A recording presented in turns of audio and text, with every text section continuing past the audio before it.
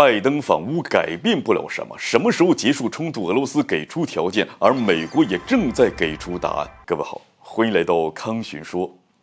带着5亿援助的见面礼，拜登去了乌克兰。可是拜登去了乌克兰又能改变什么呢？向乌克兰展示美国坚定的支援态度，推动冲突的进一步升级。这一点，就算拜登不去乌克兰，在耳边防空警报不断的情况之下，给乌克兰承诺，随着西方军事援助的升级，冲突也已经在持续的升级。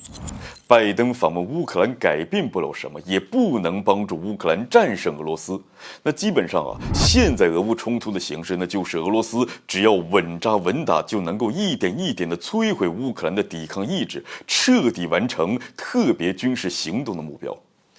拜登在波兰强调，只要俄罗斯停止进攻，冲突就会立刻停止。乌克兰只要放下武器，那么就会是乌克兰的末日。俄罗斯停止军事行动，冲突就能够结束吗？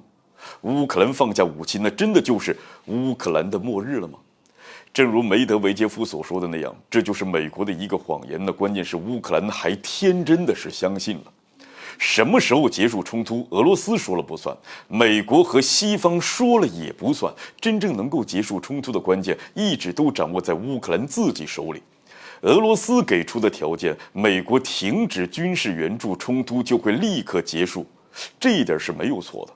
美国停止了军事援助，其他西方国家也不可能再给乌克兰提供军事援助了。那这个时候，乌克兰才能够真正的冷静下来。俄罗斯发起特别军事行动的目标，那从来都不是要占领多少地方，亦或者是拿下整个乌克兰。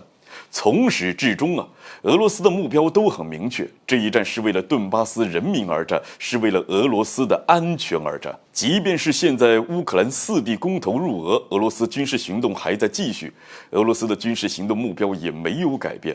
要不是泽连斯基不把明斯克协议当一回事，肆无忌惮地对顿巴斯地区发起了军事行动，并且不断地推进加入北约的进程，那俄罗斯也不会发起这一场军事行动那所以，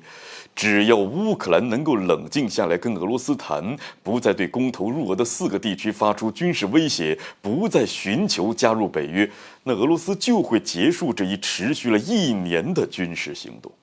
当然了，美国的军事援助还在继续，乌克兰还不肯认输拜登也为了坚定乌克兰继续打下去的信心，冒险地跑去了乌克兰。这也说明这一仗那还是需要打上一段时间的。但这倒不是说这俄罗斯给出的结束冲突的条件就真的很难实现，至少美国正在给出俄罗斯想要的答案。拜登还在推动对乌克兰的军事援助，可是这又能维持多久呢？与俄罗斯国内支持普京、支持军事行动不同，美国上下对乌克兰的支持已经是有了明显的下降。美国方面更是已经告诉乌克兰，美国对乌克兰的支持那是有限度的，而这样的消极态度，在西方民众持续涌上街头抗议对乌克兰的军事援助下，只会变得更加的严重。美国和西方内部都出了问题，这外部出的问题也只是早晚的问题。更何况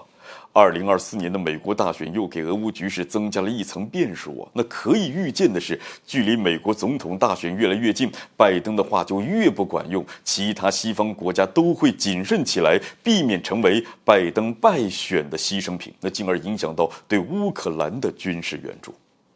好了，本期节目就进行到这儿，欢迎点赞转发，留下您的精彩评论。